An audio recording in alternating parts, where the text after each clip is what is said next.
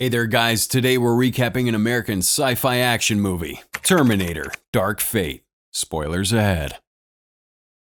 Dark Fate begins with a recorded video playing. In it, Sarah Connor's convinced that the world's ending in a few years. But we're quickly thrown into the future, and we realize that Sarah has stopped the world from ending. And here she is, enjoying life with her son, John, on a beach in Livingston, Guatemala. The year is 1998. And Sarah and John are having a near-perfect life. But this dreamlike world is ruined when a T-800 Terminator suddenly appears. The Terminator points his gun towards a young John and shoots him. Sarah shoots at the killer, but her bullets are no match for his iron body. Unfortunately, John dies, and the Terminator disappears.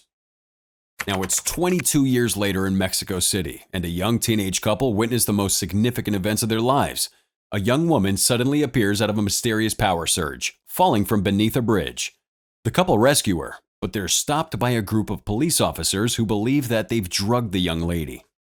Now the young lady, who in actual fact is an advanced soldier sent from the future, beats up the cops and takes the clothes of our lover boy here.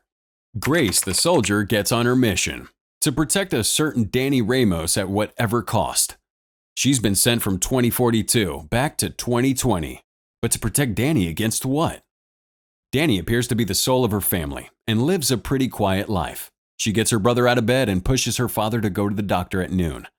But before we wander too far, the unfortunate deed happens. A Rev 9 Terminator appears from nowhere, in the same fashion of lightning, intense ice, and electrical power surge. Since it's a pretty normal day, Danny resumes her job at an automobile assembly plant with her brother Diego, who wants to be as popular as Bruno Mars one day. Long shot, brother. Turns out to be a bad day for Diego, and he discovers that he's been replaced by a machine. Danny goes to the supervisor, Craig, and pleads with him. And at the same time, guess who makes an entry into the assembly plant? It's our much dreaded Rev 9, disguised as her father and holding an automatic weapon. Before we get on with it, like the video, smash that subscribe button and turn on the notification bell to join our expendable squad.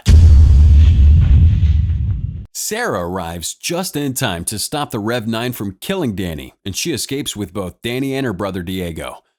But things quickly get a little complicated because the Rev 9 divides himself into two, using his shape-shifting ability. He pursues the trio and eventually catches them in almost an instant. Despite Grace's attempts to derail the Terminator with iron bars, he gains on them and tears off their tires. Unfortunately, Diego's killed, along with his dream of being Bruno Mars. Right before he dies, Diego, as a loving brother, begs Grace to care for his sister, against all odds. With Danny and Grace now in his grip, the Rev 9 should be able to kill them in a minute. And suddenly, Sarah Connor appears out of nowhere, and temporarily disables the two divided entities with explosives. While escaping, a distraught Danny asks to be taken back home. She just wants her former life back. But that's no longer an option. Grace explains that Danny's father has also been killed. Remember how the Rev 9 took the skin of her father to attack Danny at the assembly plant? Well, it turns out that he died immediately after that happened. So Danny and Grace escape with Sarah's truck, with Grace mortally stabbed. They arrive at a pharmacy where Grace gets anticonvulsants and a bunch of other drugs. Unfortunately, the injured woman passes out, and this is where Sarah catches up with them. Immediately, she regains her truck and helps the unconscious Grace. So Sarah joins the team, and together they find a motel to hide. Here, we become confused. Why did Sarah come back after all these years? How did she know the right time to appear? Does this involve her son? Of course it does. Sarah initially reveals that she's wanted in 50 states, and this also affords Danny to finally have the time to mourn her brother. She cries that no one will remember that he existed, or that no one will even take time to bury his body honorably. Now, while unconscious, Grace dreams of a post-apocalyptic world, most definitely her future, where she and an army of soldiers fight fiery Rev 7s. Grace suffers a deadly stab, and she's picked up by other soldiers before she dies off. A few seconds after, she wakes up. At gunpoint, Sarah explains that years after the death of her son, John, she received information that showed that more Terminators had appeared in several parts of the timeline.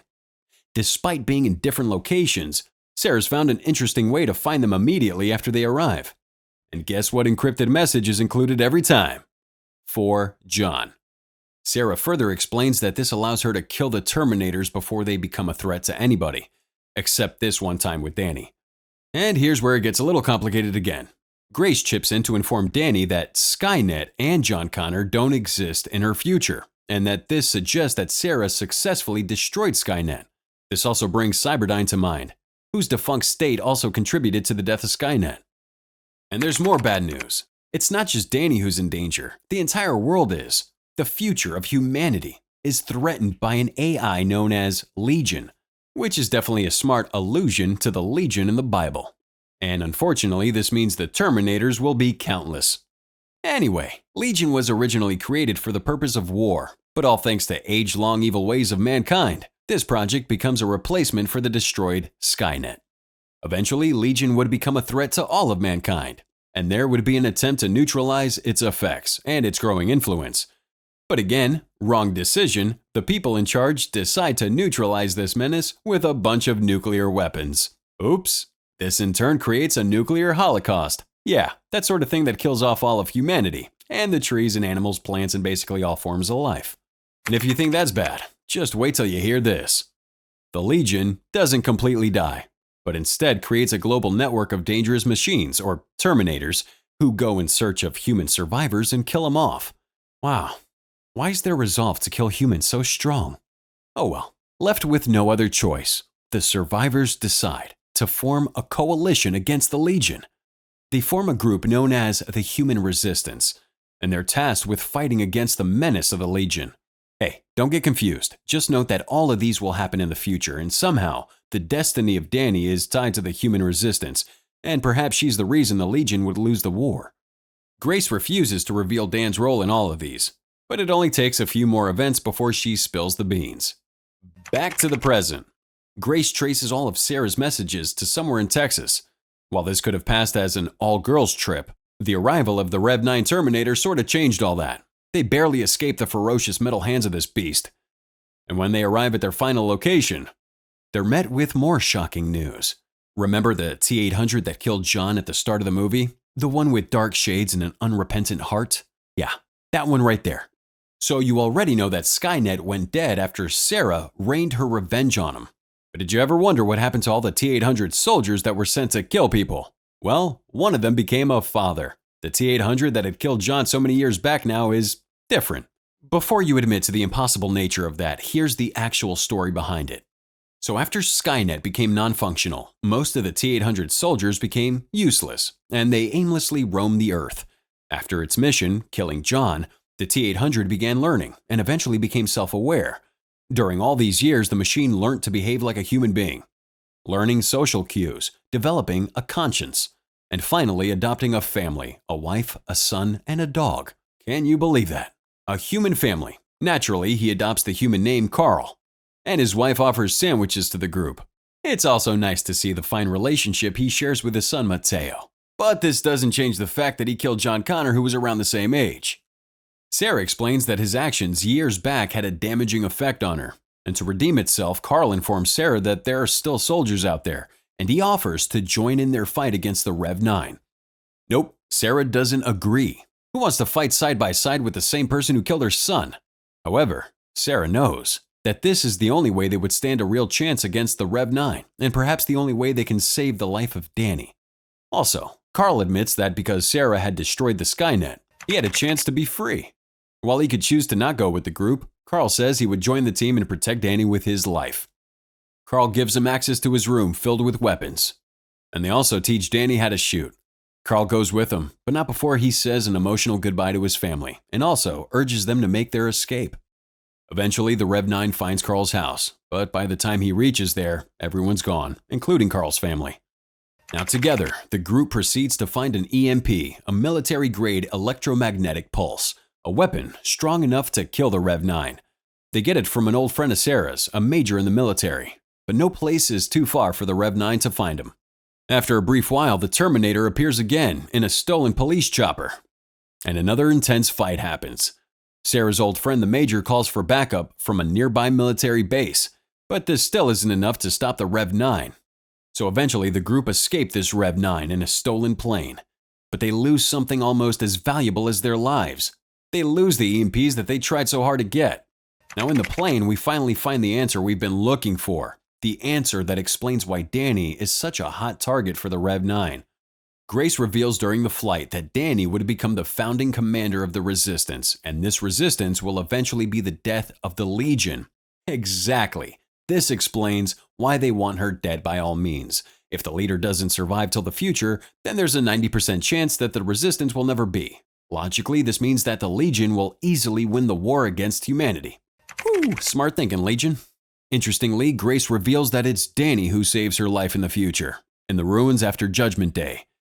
Now in the ruins, we see Danny, now a street soldier, beat up 3 men, and mention that this is exactly what Legion wants them to do, kill themselves. In fact, Danny raises Grace and trains her to become the soldier that she is. She further explains that Danny turned scavengers into an army of hopeful soldiers. Now during the group's little story time, the Rev 9 regains his energy, and he makes his way to the plane. Just how powerful is this guy? In swift, calculated movements, the Rev 9 subdues Carl temporarily, and this gives Grace, Sarah, and Danny an opportunity to escape from the Rev 9. The group escapes with separate parachutes, and they land in the river, which in turn is situated close to a hydroelectric plant. But just like every other time, the Rev 9 pursues him, with Carl also on his trail. Now badly beaten, they run inside the plant, but with the Rev 9 following, the battle only continues. Carl and Grace realize something more interesting. To kill the Rev 9, they have to do something that would have an insane effect on the Terminator. Perhaps an explosion. The Terminator's forced into a spinning turbine, and this consequently causes an insane explosion. One that not only critically injures the Rev 9, but also Carl. Unfortunately, it also affects Grace, who's wounded quite badly. But if you thought this fight was over, you're definitely wrong. The Rev 9, in its almost destroyed phase, still mortally wounds Sarah, and this means that Danny would have to fight it herself. Well, that sounds like a bit of a joke. So Grace, in a motivational sequence, urges Danny to tap into her power source. While this would have been great if it happened, Danny's still too weak to fight against the Rev 9. The Terminator quickly overpowers and would kill her save for the intervention of Carl. Before now, Carl had reactivated itself, recovering from the bombing. So Carl attacks the Rev 9, stopping it from killing Danny, and this gives the young lady the chance to grab Grace's power source. Now with this power source, Danny stabs the Rev 9, which plants a bomb in it. But right before it blows off, Carl grabs the Rev 9 and jumps off the ledge, blowing the 2 Terminators to their death. Perfect ending, right? Maybe not, because we also lost Grace, Danny's brother, and her father as well. Anyways, several years later, we see Danny and Sarah watching a younger Grace, who's 10 years old at this time, playing with her family at a playground. Perhaps we'll get the ending we deserve if this duo is able to prevent the death of Grace, and also the rise of Legion. However, this would mean they'd have to fight off more Rev 9s and definitely angrier ones. Just before they drive off, Sarah tells Danny that it's time for her to get ready, which suggests that a new war is about to start. This was a review for Terminator Dark Fate, which was directed by Tim Miller and produced by James Cameron and David Ellison. It features stars like Linda Hamilton, Arnold Schwarzenegger, Mackenzie Davis, Natalia Reyes, Gabriel Luna, and Diego Boneta.